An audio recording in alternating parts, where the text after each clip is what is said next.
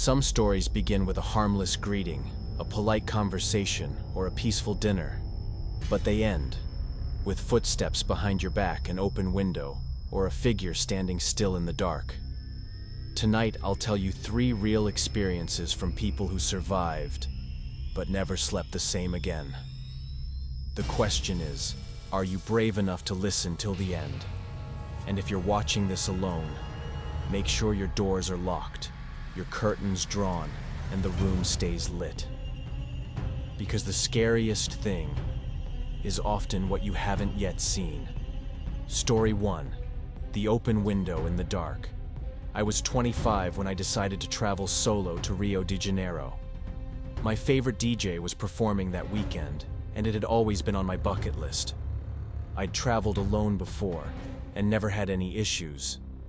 The Airbnb I booked was a cozy, clean, modern one-story home a bit far from the city center, but peaceful. On my first night, I went to the rooftop show and met 3 people, James, Ethan, and Jess. They were friendly travelers, and the next day, we toured Christ the Redeemer, Sugarloaf Mountain, and walked along the beach. That evening they had separate plans, so I wandered the streets solo looking for dinner. Eventually, I found a small, dimly lit restaurant with soft yellow lights. Its sign had just enough English to make me feel safe stepping in. The place was quiet. I chose a table near the window. Next to me sat an older man in his 50s wearing a wrinkled shirt. As soon as I placed my order, he spoke up first, complimenting my charming Portuguese accent. I gave a polite smile and turned back to my phone. But he didn't stop. His tone shifted. Where are you from? Are you traveling alone? Which part of town are you staying in? I grew uncomfortable and lied that I was staying with friends in the city center. He chuckled and said slowly, "You sound very sexy in Portuguese." I just wished my food would arrive. Thankfully it did. I ate as quickly as possible. But then I noticed he asked for the bill even though his food was barely touched. I paid and left immediately. It was already dark. The empty streets and cold wind made my back tense. I walked faster. At the intersection, I stopped at the crosswalk, and across the street stood the man. He stared at me. But the moment I looked back, he turned away. My pace quickened. Once home, I scanned the area. No one. I rushed inside, locked every door, drew the curtains. I called my dad and told him what happened. He told me to keep a knife beside the bed and not to open the door for anyone. Later, I took an Uber to the city center to grab drinks and shake off the nerves. Around 1 a.m., I came back slightly tipsy, but fine. I unlocked the door, stepped inside, shut it, and froze. The kitchen curtain flapped in the wind. I walked over. The window was wide open. I was 100% sure I had closed them all before leaving. The AC had been on. I didn't need more proof. I grabbed my phone, called the police, then ran outside and hid behind a bush across the street, shaking. The cops arrived. I pointed to the house. A few minutes later, they walked out with the man from the restaurant, handcuffed, calm, like it was nothing. But I knew, and they knew he had been inside. If I had come home earlier, if I hadn't noticed the window, I don't want to finish that sentence. Story 2. The follower in the night. I took a server job at a small restaurant during winter break to make some extra cash. It was located on the corner of a crumbling street where the lighting always felt reluctant to enter. The air constantly smelled like mold and something vaguely rotten. I told myself I'd only stay a few weeks. Things were fine until that night. I was closing wiping cutlery at the bar. One table remained 4 scruffy men who looked like they'd just rolled off a sidewalk. One of them, a bald older man, stepped up to pay.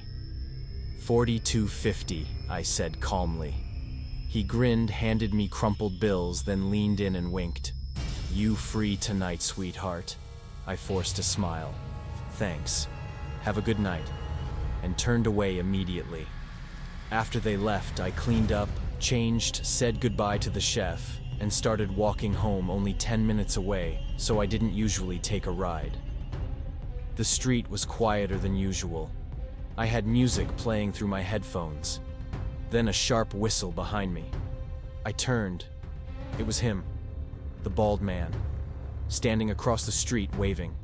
His crooked grin stretched too wide. I didn't stop.